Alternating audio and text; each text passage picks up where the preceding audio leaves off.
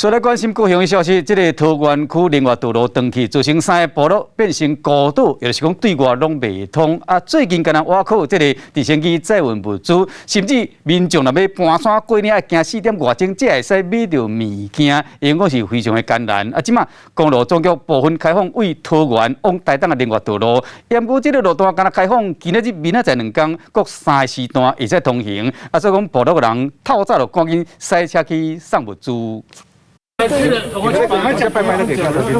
桃园部落人为车顶搬一箱一箱的物资，有水，阁有食物，因等一天真正等有够久啊！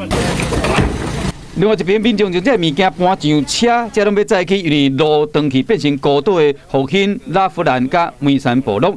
因为民巴克路桥断去了，经过真侪天才开放部分的道路。好，开车喽！好，开车。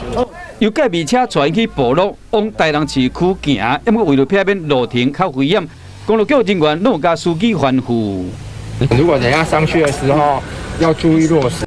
这边驶去台东的来看地图，因过为桃园到高雄只要2点半钟，往回只要5点钟。即马去台东一抓都要强要4点钟，往回要8点钟。我们有造册，名单，这个造册都是请桃园区公所来做一个造册的，所有申请都要请桃园区公所。